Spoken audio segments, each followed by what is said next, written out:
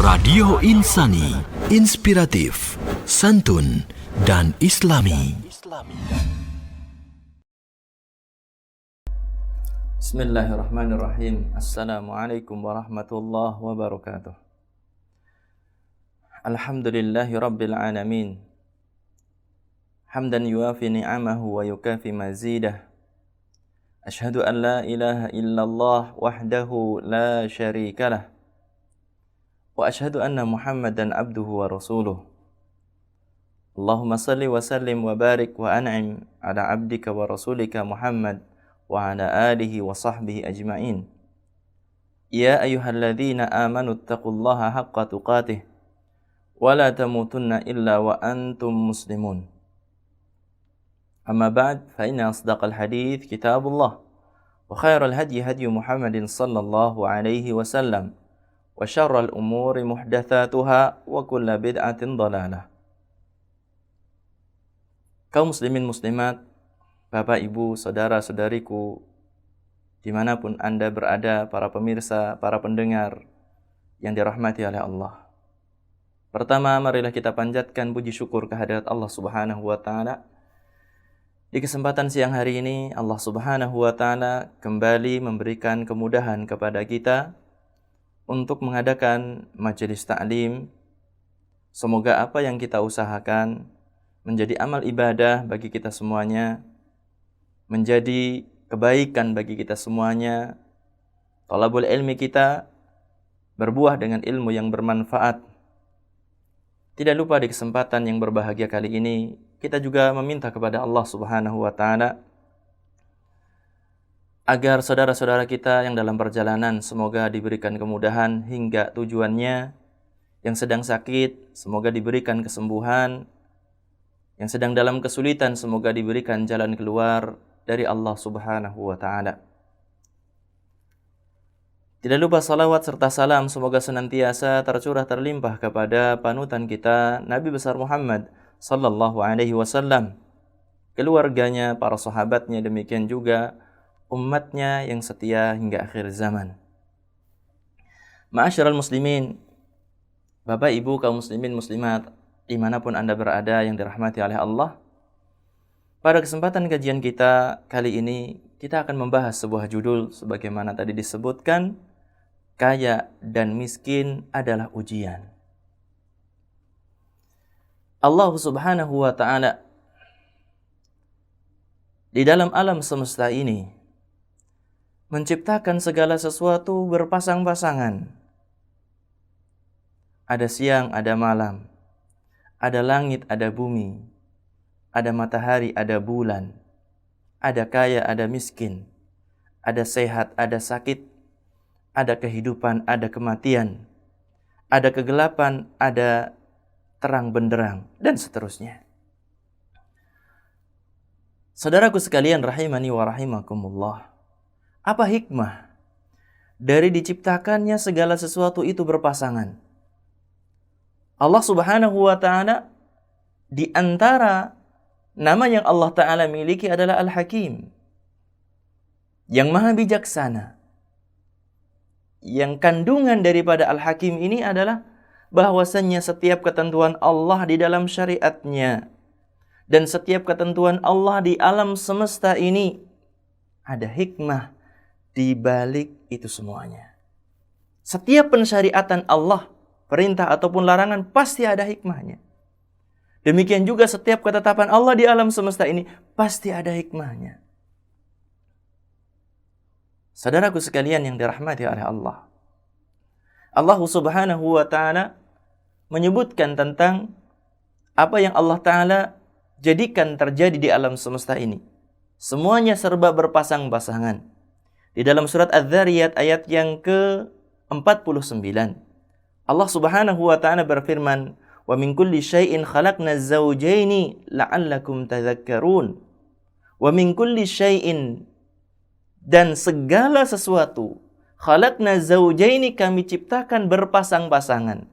La'allakum tadhakkarun, supaya kalian mengingat Allah Subhanahu wa Ta'ala, mengingat kuasanya Allah, mengingat maha kuasanya Allah, maha besarnya Allah subhanahu wa ta'ala. Allah subhanahu wa ta'ala ciptakan segala sesuatu berpasangan. Dan Allah ta'ala menginginkan hamba yang menyaksikan ciptaan Allah yang berpasang-pasangan ini agar ingat kepada Sang Pencipta, agar ingat kepada Allah subhanahu wa ta'ala. Ma'asyiral muslimin yang dirahmati oleh Allah, sebagaimana tadi kita sebutkan, bahwasannya tidak ada satupun ketetapan Allah di dalam syariatnya ataupun di alam semesta, pasti ada hikmahnya. Kita contoh saja, ada ibadah salat. Hikmahnya apa? Di antara hikmahnya adalah salat bisa mencegah dari perbuatan keji dan mungkar. Salat bisa menjadi penentram jiwa seorang hamba. Dan begitu banyak hikmah dari salat yang lainnya. Demikian juga di sana ada ibadah puasa. Allah subhanahu wa ta'ala menjadikan puasa ini sebagai jalan menuju kepada ketakwaan. Allah subhanahu wa ta'ala jadikan puasa ini sebagai perisai bagi para pemuda. Hadirin sekalian, para pemirsa, para pendengar yang dirahmati oleh Allah, sesungguhnya ini adalah hikmah yang kita ketahui dari ibadah-ibadah, dan setiap ibadah ada hikmah di belakangnya. Demikian juga di dalam ketentuan Allah di alam semesta ini, adanya hujan, adanya angin, adanya matahari muncul dari arah timur, tenggelam di barat. Semuanya ada hikmahnya. Ada gunung, ada lautan, ada daratan. Semuanya ada hikmahnya, saudaraku. Demikian juga kekayaan dan kemiskinan. Allah subhanahu wa ta'ala menciptakan hal ini berpasangan. Hal-hal yang perlu kita renungkan berupa pelajaran dari adanya kekayaan dan kemiskinan. Ada beberapa hal yang nanti akan kita pelajari biidznillahi ta'ala. Yang pertama, bahwasannya kekayaan dan kemiskinan itu bukanlah kezaliman dari Allah subhanahu wa ta'ala. Allah menjadikan sebagian hambanya kaya dengan kekayaan yang luar biasa. Allah subhanahu wa ta'ala jadikan sebagian hambanya itu miskin dan penuh derita. Ini bukan zalim dari Allah subhanahu wa ta'ala. Allah subhanahu wa ta'ala menyebutkan bahwasanya sebagian manusia dilebihkan rizkinya. Wallahu faddala ba'dakum ala ba'din fi rizq. Dan Allah subhanahu wa ta'ala melebihkan sebagian kalian di atas sebagiannya pada rizkinya. Kita mengetahui bahwasannya tidak ada orang yang rizkinya sama. Di alam dunia ini nggak ada yang sama rizkinya. Sampai pun orang-orang yang terlahir kembar, mukanya mirip sekali, fisiknya mirip sekali. Apakah rizkinya sama? Tidak. Rizkinya pasti beda. Memang Allah subhanahu wa ta'ala lebihkan sebagian di atas sebagian yang lainnya. Allah bukakan bagi si fulan, Allah tidak bukakan bagi si fulan dalam masalah rizki. Allah subhanahu wa ta'ala juga menyebutkan kenapa Allah ta'ala tidak bukakan rizki kepada hambanya dengan selebar-lebarnya. Allah ta'ala batasi rizki hamba tersebut. Allah subhanahu wa ta'ala berfirman di dalam surat Asy-Syura ayat yang ke-27, "Walau basatallahu rizqa li'ibadihi labaghaw fil ardi walaki yunazzilu biqadari ma yasha innahu bi'ibadihi khabirum basir." Allah subhanahu wa ta'ala berfirman, walau basatallahu rizqa li'ibadih. Kalau seandainya Allah subhanahu wa ta'ala bukakan rizki bagi hambanya.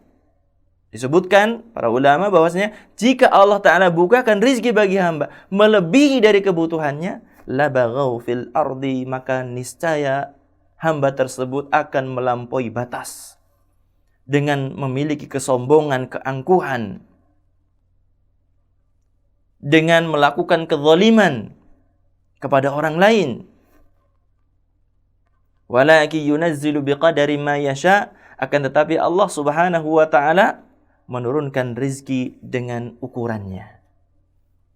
Innahu bi'ibadi khabirum basir. Sesungguhnya Allah Subhanahu wa ta'ala khabir, maha mengetahui tentang hambanya, maha tahu tentang hambanya. Basirun, maha mengetahui, maha melihat hambanya. Saudaraku sekalian, kaum muslimin muslimat yang dirahmati oleh Allah, ini yang harus kita tahu, bahwasanya Allah Subhanahu wa ta'ala menentukan kekayaan, menentukan kemiskinan bagi hambanya bukan suatu kezaliman dari Allah Subhanahu wa ta'ala. Ingatlah bahwasanya kezaliman itu sudah ditiadakan dari diri Allah Subhanahu wa ta'ala. Allah sekali-kali tidak akan menzalimi hambanya. Allah Subhanahu wa ta'ala berfirman, "Wala yadlimu rabbuka ahada." Rabbmu Allah Subhanahu wa ta'ala tidak mendolimi seorang pun. Hamba enggak ada yang didolimi oleh Allah Subhanahu wa ta'ala. Demikian juga Allah Subhanahu wa ta'ala berfirman dalam hadis qudsi, "Inni haramtu dzulma ala nafsi." Sesungguhnya aku telah mengharamkan kezaliman atas diriku. Jadi apa yang Allah Ta'ala tentukan berupa membuka rizki bagi sebagian hamba dan menyempitkan rizki bagi sebagian hamba yang lain, bukan kezaliman dari Allah Subhanahu wa ta'ala. Tidak sebagaimana yang disangkakan oleh orang-orang Yahudi. Orang-orang Yahudi, mereka menyangka bahwasanya Allah Subhanahu wa ta'ala ketika menyempitkan rizki kepada mereka, bahwasanya Allah Subhanahu wa ta'ala itu bakhil. Bakhil itu kezaliman. Orang-orang Yahudi menyebutkan, sebagaimana Allah Ta'ala kisahkan tentang perkataan mereka, وَقَالَتِ الْيَهُودُ يَدُ اللَّهِ مَغْلُولَةً. Orang-orang Yahudi berkata, tangan Allah itu terbelenggu. غُلَتْ أَيْدِيهِمْ وَلُئِنُوا بِمَا قَالُوا. Mereka sendiri, tangannya mereka sejatinya yang terbelenggu. وَلُئِنُوا بِمَا قَالُوا. Dan mereka dikutuk, dilaknat karena perkataan mereka. Menuduh bahwasanya Allah Ta'ala tidak mau berbuat baik kepada hambanya. Na'udzubillah dari perkataan orang-orang Yahudi semacam ini. Saudaraku sekalian, para pemirsa, para pendengar dimanapun Anda berada. Jadi, sebagian hamba dijadikan kaya oleh Allah. Sebagian hamba ditentukan dengan miskin oleh Allah. Sama sekali ini bukan kezaliman. Ini adalah merupakan keadilan dari Allah Subhanahu wa ta'ala.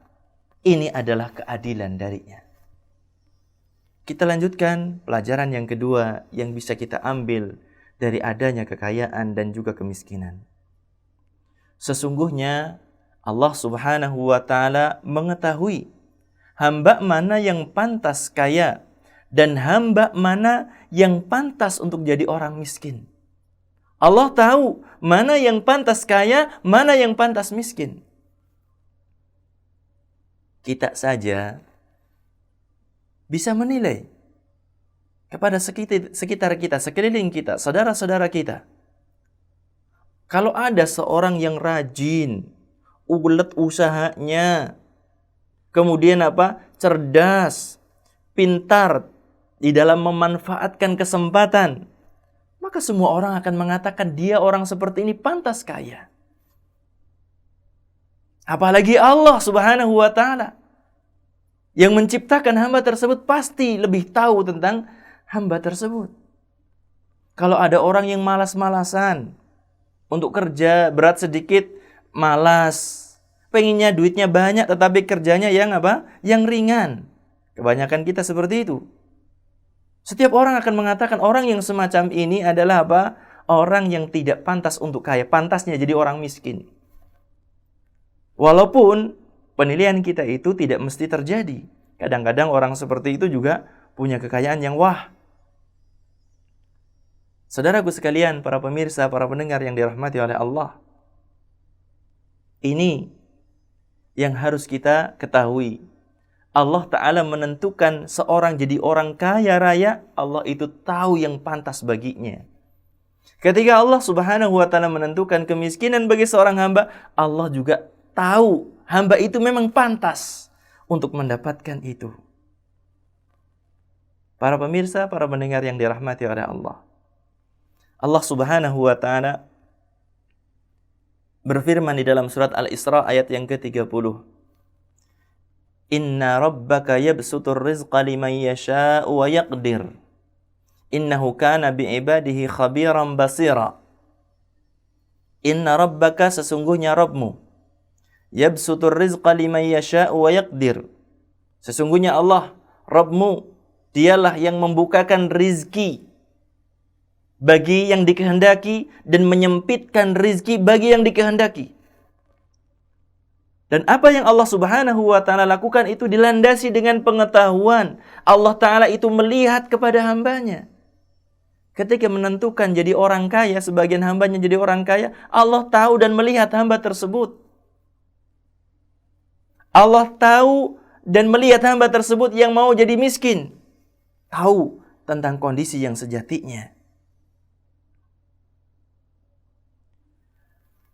Di dalam tafsirannya para ulama, di antaranya Imam Ibnu Katsir menyebutkan bahwasanya sesungguhnya Allah Subhanahu wa ta'ala Maha mengetahui dan Maha melihat manakah di antara hambanya yang pantas kaya dan manakah di antara hambanya yang pantas untuk jadi orang miskin. Jadi Allah tahu sejatinya hamba itu pantas jadi kaya ataukah pantas jadi miskin.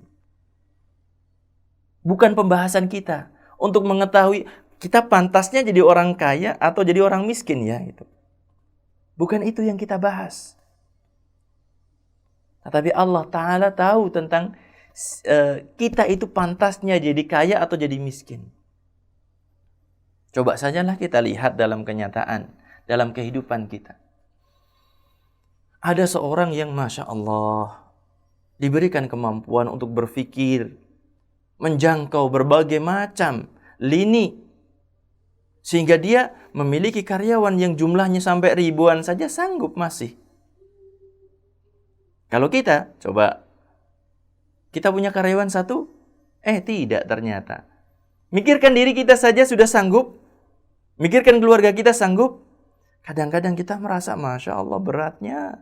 Untuk memenuhi kebutuhan kita, untuk memenuhi kebutuhan anak dan istri kita, kita merasa berat sekali. Kadang-kadang seperti itu. Lalu bagaimana kalau seandainya kita dibebani dengan apa? Karyawan jumlahnya sampai ribuan. Satu orang karyawan gajinya di atas UMR. UMR mungkin 1 juta lah kalau sekarang standarnya. Karyawannya ribuan, satu orang karyawan gajinya 1 juta. Masya Allah. Berapa miliar yang harus dikeluarkan per bulannya? Ada orang yang sanggup untuk berpikir itu. Memang dia dibantu oleh tenaga-tenaga di samping kanan dan kirinya untuk memikirkan itu semuanya. Tetapi pikiran orang tersebut, akal orang tersebut, Masya Allah, luar biasa sekali, hebat sekali. Allah yang memberikan itu semuanya. Saudaraku sekalian, para pemirsa, para pendengar yang dirahmati oleh Allah. Jadi Allah Ta'ala tahu hambanya yang miskin, siapa yang berhak untuk jadi miskin, siapa yang berhak untuk menjadi apa? Menjadi kaya. Dalam sebuah riwayat, dalam tafsir Ibnu Katsir, sebagian ulama menyebutkan riwayat ini adalah lemah, tetapi saya bacakan di sini.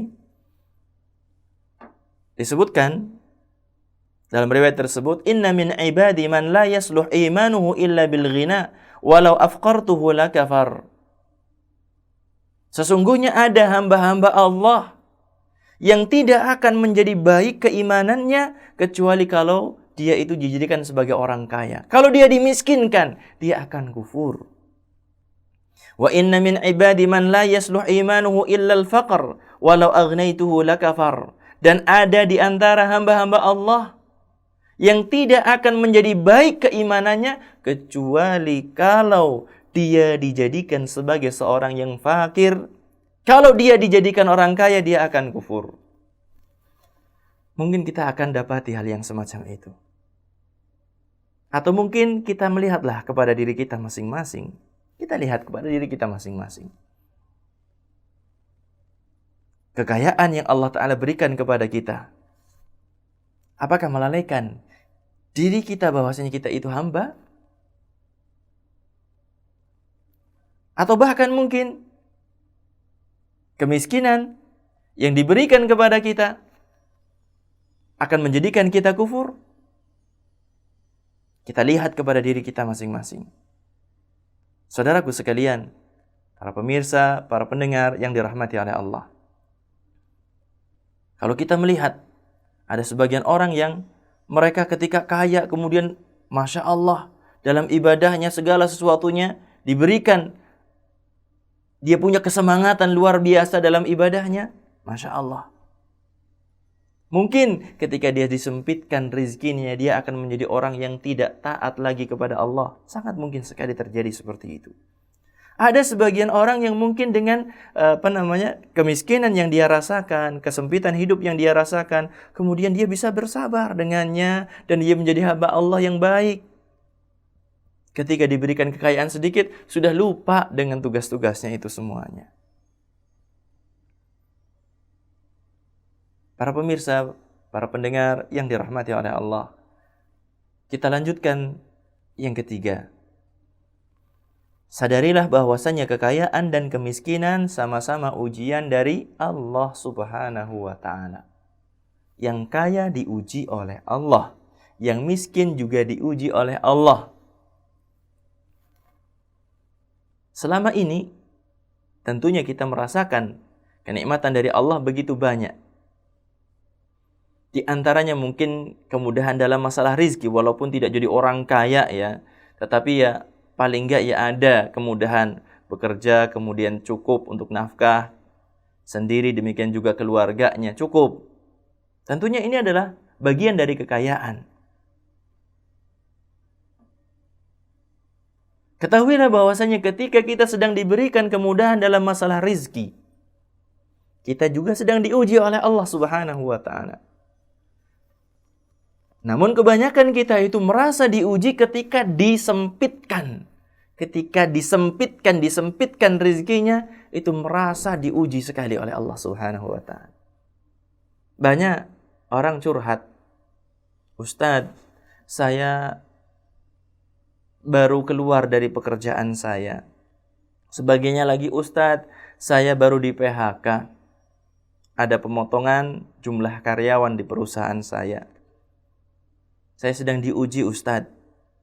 Ditambah lagi istri minta pulang ke rumah orang tua karena nafkah saya tidak cukup untuk istri dan juga anak-anak. Saya sedang diuji, Ustadz. Nah, kadang-kadang kita dapati seperti itu. Pernahkah kita dengar ada seorang yang hartanya melimpah, kemudian ngomong sama temannya, curhat sama temannya, "Akhi, saya ini lagi diuji oleh Allah. Masya Allah, rizki begitu banyak. Masa seminggu dapat 10 juta? Padahal saya sudah malas-malasan kerjanya." Pernah nggak kita dengar seperti itu? Kayaknya nggak mungkin akan kita dengar seperti itu. Orang merasa bahwasanya ketika dilapangkan rizki, dia adalah orang yang sedang dicintai oleh Allah. Sedang dekat dengan Allah Subhanahu wa Ta'ala. Sekali-kali tidak. Orang yang diberikan rizki melimpah tidak sedang didekatkan kepada Allah. Standarnya lain, bukan itu. Orang yang sedang disempitkan rizki bukan sedang dimurkai oleh Allah. Standarnya bukan itu. Saudaraku sekalian, para pemirsa, para pendengar yang dirahmati oleh Allah. Allah Subhanahu wa Ta'ala menguji semua hambanya. Diuji semuanya. Yang kaya diuji, yang miskin juga diuji. Perhatikan firman Allah Subhanahu wa Ta'ala di dalam surat Al-Anbiya ayat yang ke-35. Kullu nafsin dha'iqatul maut wa nabluukum bisyarri wal khairi fitnatan wa ilaina turja'un. Kullu nafsin dha'iqatul maut. Setiap yang bernyawa akan merasakan kematian. Wa nabluukum bisyarri wal khairi fitnatan. Kami uji kalian. Kata Allah, kami uji kalian manusia. Dengan apa? Bisyarri wal khair. Dengan kejelekan dan kebaikan. Dan di antara tafsiran para ulama adalah, di antaranya kejelekan dan kebaikan adalah kemiskinan dan kekayaan. Itu merupakan ujian dari Allah Subhanahu wa Ta'ala. Wa ilaina turja'un. Dan kepada kamilah kalian akan dikembalikan. Kekayaan adalah ujian dari Allah. Jangan sampai ketika seorang mendapatkan kekayaan, kemudian apa? Rumangsa. Rumangsane wis disayang sekali sama Allah. Dekat sekali dengan Allah. Jangan sampai punya anggapan semacam itu. Demikian juga kalau sedang diuji dengan kemiskinan, jangan sampai berputus asa dari rahmat Allah. Allah itu nggak sayang lagi sama aku. Allah itu sudah nggak peduli lagi sama aku. Jangan sampai punya seperti itu dalam diri. Saudaraku sekalian, rahimani wa rahimakumullah. Kalau kaya dan miskin itu merupakan ujian, lalu siapa yang lulus dari ujian ini? Ujian adalah untuk menempa hamba-hamba Allah Subhanahu wa ta'ala. Siapa yang berhasil menghadapi ujian ini? Yang lulus dari ujian adalah orang-orang yang ketika dibukakan pintu kekayaan, pintu rizki melimpah, kemudian menjadikannya semakin dekat kepada Allah, bersyukur kepada Allah Subhanahu wa ta'ala. Yang namanya syukur kepada Allah bukan hanya dengan lisan. Biqaulina alhamdulillah, bukan itu saja syukur. Lisan memang harus memuji-muji Allah ketika kita mendapatkan kenikmatan. Hati juga harus meyakini bahwasanya semua nikmat ini dari Allah Subhanahu wa ta'ala. Kemudian yang kebanyakan kita itu tidak melakukan, itu adalah yang ketiga. Menggunakan nikmat pada sesuatu yang diridhoi oleh Allah yang memberi nikmat itu. Kadang-kadang seorang itu memuji Allah dengan kenikmatan. Mungkin contohnya diberikan rumah. Memuji Allah, alhamdulillah. Kemudian apa? Bersyukur, hatinya juga mengakui ini adalah nikmat dari Allah. Kemudahan dari Allah Subhanahu wa ta'ala. Kemudian yang ketiga yang kadang-kadang hilang adalah apa? Menggunakan nikmat rumah untuk ketaatan kepada Allah Subhanahu wa ta'ala. Kadang-kadang orang hanya bersyukur ya dengan lisan, kemudian dengan hati, kemudian apa? Ngundang teman-teman atau tetangga untuk ikut berbahagia dengan rumah barunya, syukuran katanya seperti itu. Bukan hanya itu saja, tetapi warnailah rumah dengan apa? Dengan nilai-nilai Islam. Itu dinamakan syukur yang sebenar-benarnya. Ajarkan kepada anak tentang perintah-perintah Allah, tentang salat, tentang puasa, tentang Quran. Larang anak-anak dari perbuatan-perbuatan yang merupakan maksiat kepada Allah, dari kedurhakaan kepada Allah Subhanahu wa ta'ala. Ini yang dinamakan bersyukur dengan apa? Menggunakan nikmat pada sesuatu yang diridhai oleh Allah Subhanahu wa ta'ala.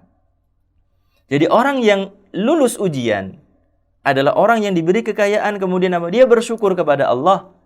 Orang yang tidak lulus ujian adalah orang yang kekayaannya tidak menjadikan dia bersyukur kepada Allah. Bahkan tambah kufur. Orang yang lulus ujian adalah orang yang diberikan kemiskinan kepadanya, kemudian dia bersabar. Karena sesungguhnya kesabaran akan mendatangkan pahala yang sempurna dari sisi Allah Subhanahu wa ta'ala. Hadirin sekalian, para pemirsa, para pendengar yang dirahmati oleh Allah. Ini yang harus kita fahami. Ujian dari Allah Subhanahu wa ta'ala berupa kebaikan, berupa kejelekan, berupa kekayaan, berupa kemiskinan. Kita lanjutkan yang keempat. Kekayaan di tangan seorang ahli maksiat. Kekayaan di tangan seorang ahli maksiat.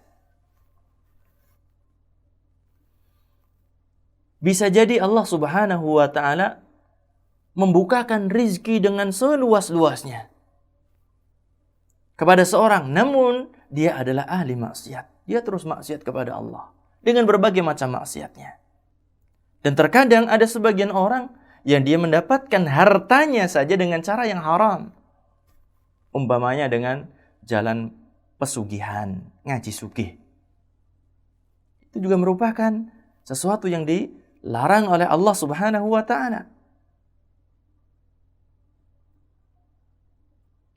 Kemudian ketika seorang belajar pesugihan, kemudian dia mendapatkan kekayaan yang melimpah ruah.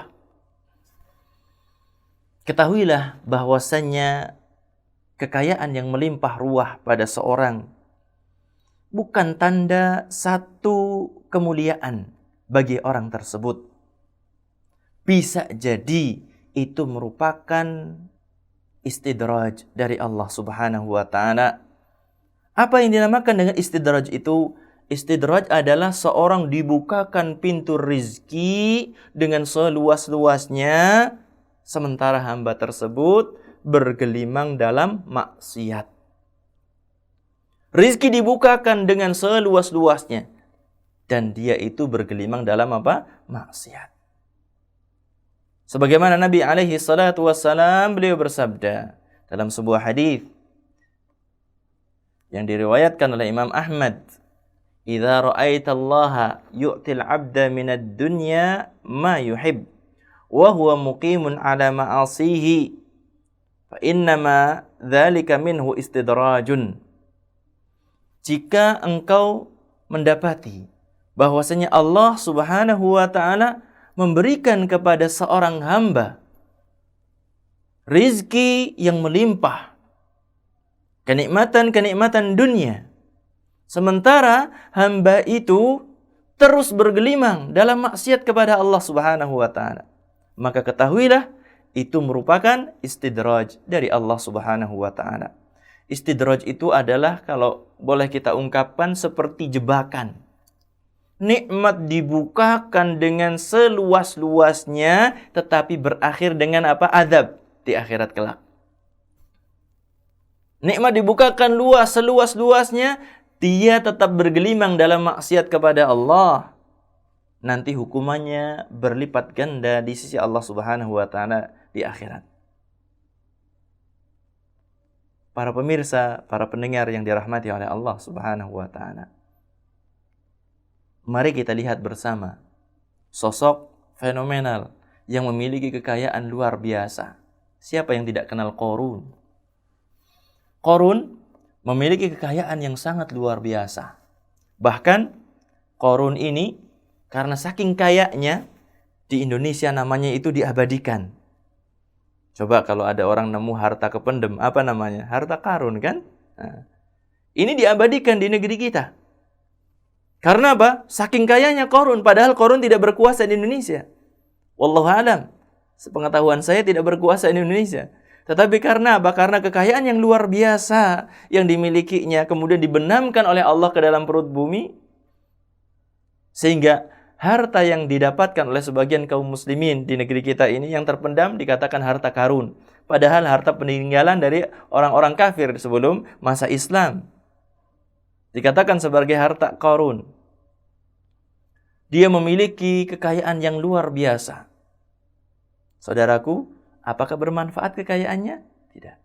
Apakah menjadikan dia bersyukur kepada Allah? Tidak. Apakah akan membantu dia untuk membebaskan dirinya dari neraka? Tidak. Apa namanya ini tadi? Istidraj dari Allah Subhanahu wa taala. Dibukakan rizki yang sedemikian luas, tetapi berakhir dengan azab yang sangat mengerikan. Bisa jadi kekayaan diberikan oleh Allah kepada seorang, tetapi itu merupakan istidraj dari Allah Subhanahu wa taala. Kemudian yang kelima, kemiskinan bagi ahli maksiat. Imam Ibnu Katsir rahimahullahu taala, beliau itu menyebutkan kekayaan yang diberikan oleh Allah kepada seorang bisa merupakan istidraj.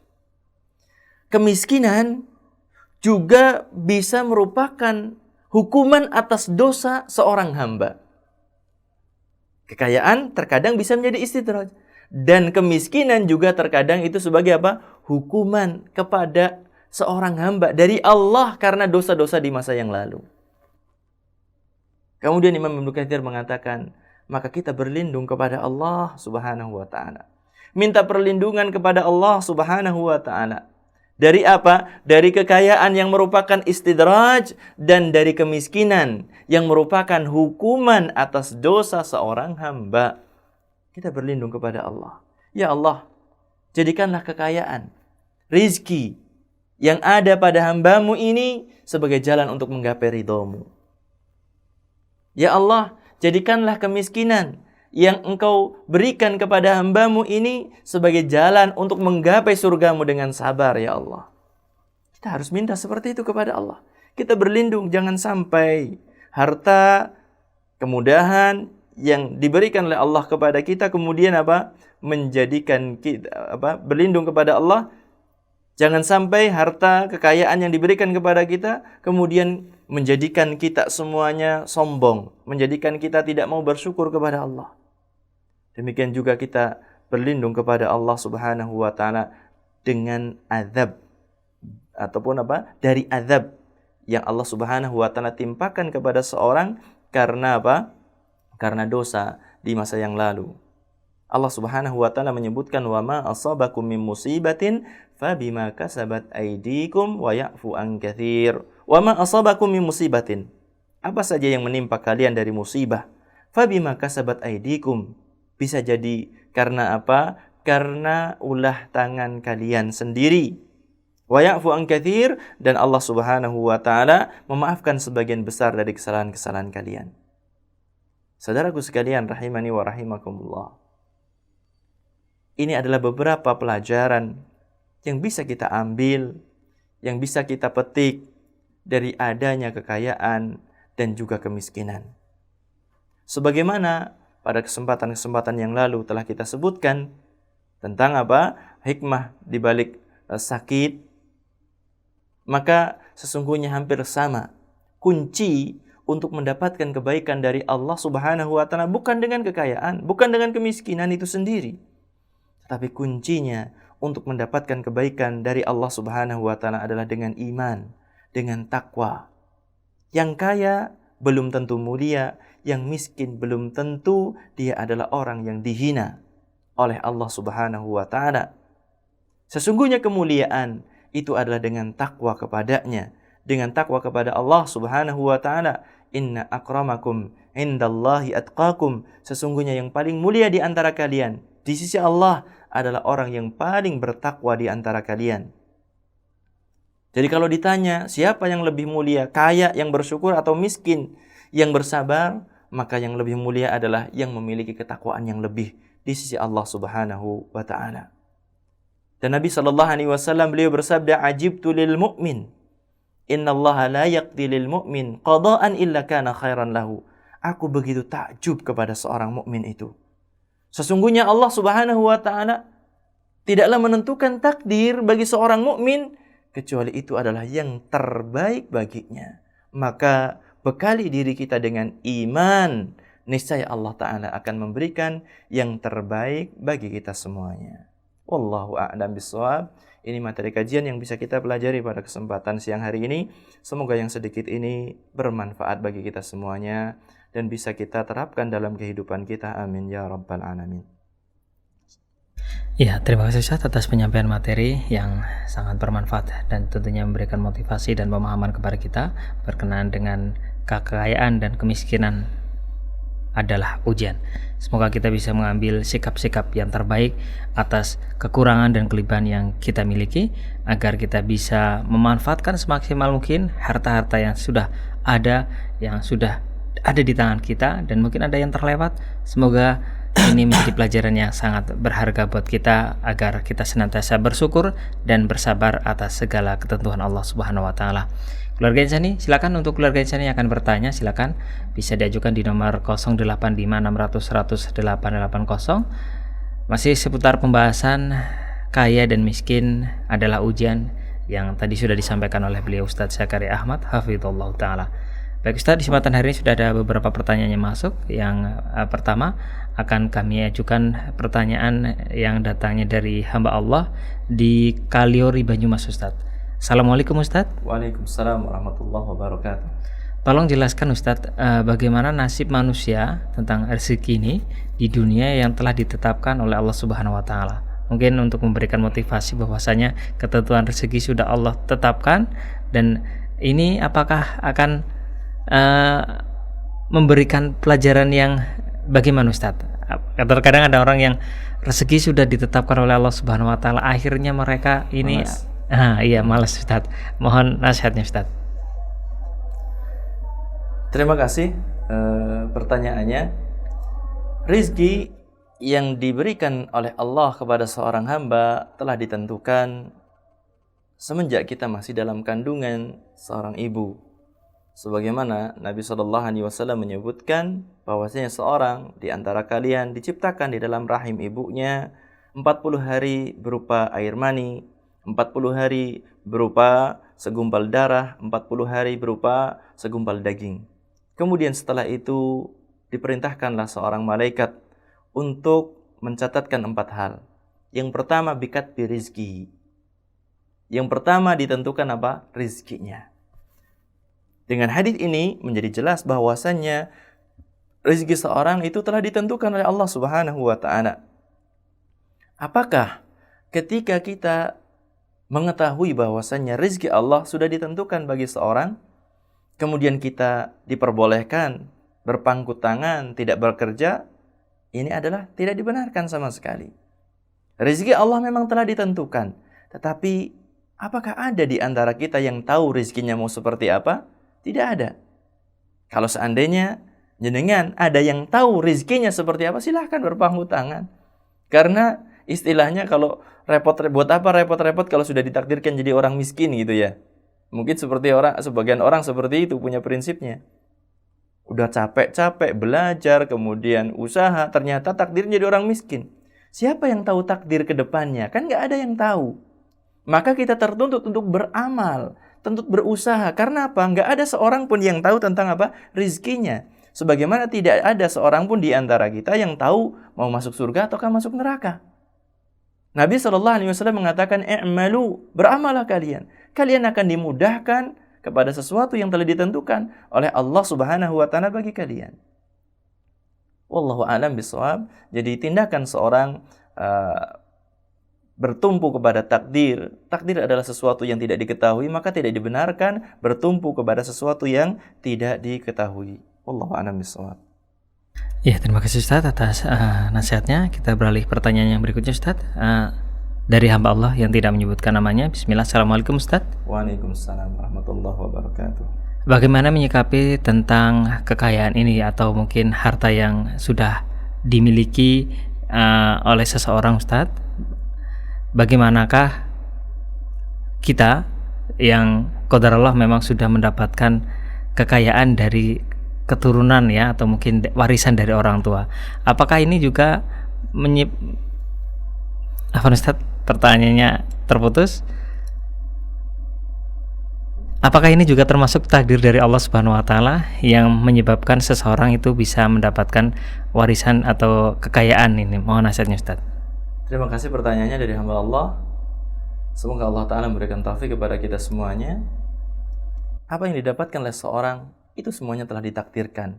Mau itu dari warisan, mau itu dari pemberian teman ataupun dari saudara, mau dari hasil bekerja, semuanya telah ditentukan oleh Allah Subhanahu wa taala. Maka bersyukurlah atas apa yang Allah Subhanahu wa taala berikan kepada Anda, kepada jenengan berupa kekayaan, walaupun itu merupakan apa? Merupakan warisan dari orang tua. Bersyukurlah kepada Allah Subhanahu wa taala. Cara bersyukur dari harta tersebut adalah apa? Jaga harta tersebut. Gunakan untuk sesuatu yang diridhai oleh Allah Subhanahu wa taala, untuk memenuhi kebutuhan hidup yang dengannya Anda bisa beribadah kepada Allah. Berikanlah kepada anak-anak jenengan yang jenengan punya kewajiban untuk menafkahi anak dan keturunan jenengan. Semoga Allah Subhanahu wa taala memberikan taufik. Dan jangan lupa bahwasanya pada harta yang dimiliki oleh seorang itu ada hak orang-orang yang tidak mampu. Dari harta tersebut ada zakat mal yang wajib dikeluarkan setiap tahunnya. Jika harta jenengan melebihi nisab, maka di sana ada 2,5% yang harus diambil untuk siapa? Untuk orang-orang yang tidak mampu, untuk orang-orang yang berhak menerima zakat mal tersebut. Wallahu a'lam bishawab. Ya, terima kasih Ustaz atas nasihatnya. Pertanyaan berikutnya Ustaz datangnya dari hamba Allah yang tidak menyebutkan namanya juga. Assalamualaikum Ustaz. Waalaikumsalam warahmatullahi wabarakatuh.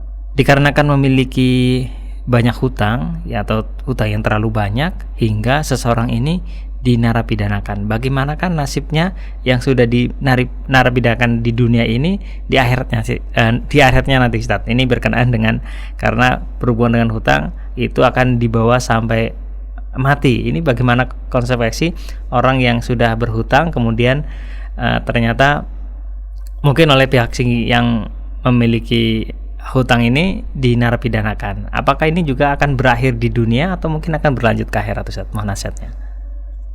Terima kasih pertanyaannya. Orang-orang yang berhutang kemudian mungkin kelewat batas hutangnya gitu ya. Besar sekali sehingga harta yang dia miliki adalah tidak bisa menutup daripada hutang ketika sudah jatuh tempo. Maka saya ingatkan dengan adab seorang berutang. Seorang yang berhutang itu tidaklah setiap orang itu apa-apa sedikit utang gitu, tidak. Tetapi perlu diperhatikan di sana ketika seorang berhutang hendaklah dia itu orang butuh. Dia butuh untuk kebutuhan hidupnya. Bukan untuk sesuatu yang lain. Kemudian dia juga ngukur kemampuan dia. Artinya apa? Kalau seandainya dia mengajukan pinjaman, maka jangan sampai melebihi aset yang dia miliki. Jadi, kalau seandainya suatu saat nanti pas jatuh tempo tidak bisa melunasinya, dia bisa ngambil dari aset-asetnya, dia dijual kemudian untuk menutupi hutangnya tersebut. Itu yang harus diperhatikan. Cuma kadang-kadang di zaman kita sekarang ini orang itu ngambil hutang melebihi daripada aset yang dia miliki. Akhirnya apa? Berakhir dengan penjara. Apakah kalau seandainya sudah dipenjara kemudian dosanya itu sudah gugur? Wallahu a'lam, kewajiban dia tetap harus harus melunasi utangnya. Dan sesungguhnya kalau seandainya seorang hamba memiliki utang kemudian punya azam yang kuat, punya kekuatan, keinginan untuk melunasinya, subhanallah, Allah Ta'ala berikan kemudahan. Luar biasa. Luar biasa Allah Ta'ala baiknya kepada hamba. Coba sekarang, banyak di antara orang yang niatan utangnya itu memang nggak mau mengembalikan. Coba saja buktinya. Orang banyak nembung atau minta pinjaman kepada kita seminggu depan ya gitu. Ternyata baliknya 1 bulan. Bulan depan ya, baliknya setengah tahun. Ini orang menunjukkan bahwasanya tidak ada kekuatan azam yang kuat untuk untuk melunasi hutangnya. Allah Ta'ala akan sulitkan orang tersebut.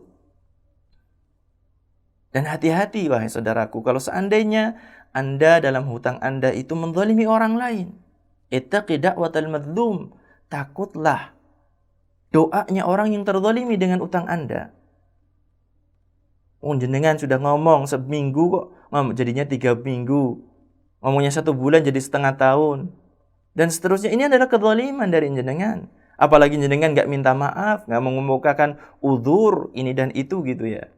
Harus berhati-hati dari yang semacam ini. Doanya orang yang terzalimi, tidak ada penghalang antara orang yang terzalimi dengan Allah Subhanahu wa Ta'ala. Wallahu a'lam bishawab. Kewajiban dia tetap harus melunasinya, bukan hanya sekedar sudah dihukum sudah selesai gitu ya. Wallahu a'lam bishawab. Ya, terima kasih Ustaz atas nasihatnya. Mungkin di kesempatan hari ini kita cukupkan. Mungkin sebagai nasihat terakhir dari perjumpaan kita Ustaz. Terima kasih para pemirsa, para pendengar yang dirahmati oleh Allah. Kita telah mempelajari pada kajian kita kesempatan siang hari ini tentang kekayaan dan kemiskinan merupakan ujian dari Allah Subhanahu wa Ta'ala. Maka ketika kita mengetahui hal itu, kita berusaha untuk menjadi hamba-hamba Allah yang lulus di dalam ujian, yang sukses di dalam menghadapi ujian tersebut. Yaitu dengan apa? Dengan bersyukur atas kekayaan yang diberikan, rezeki yang diberikan kepada kita. Kita bersyukur kepada Allah Subhanahu wa Ta'ala. Kemudian dengan kemiskinan yang diberikan kepada kita, kita bersabar atas apa yang kita rasakan. Ini adalah kesuksesan, ini adalah kelulusan dari ujian yang Allah Subhanahu wa Ta'ala berikan kepada kita. Semoga Allah Ta'ala memberikan taufik kepada kita semuanya, menjadikan kita hamba-hamba yang bersyukur dan juga hamba-hamba yang bersabar. Amin ya rabbal alamin. Kita akhiri wa sallallahu ala nabiyyina Muhammad wa ala alihi wa sahbihi wasallam. Subhanakallahumma wa bihamdika asyhadu an la ilaha illa anta astaghfiruka wa atubu ilaik. Wabillahi taufiq wal hidayah. Assalamualaikum warahmatullahi wabarakatuh.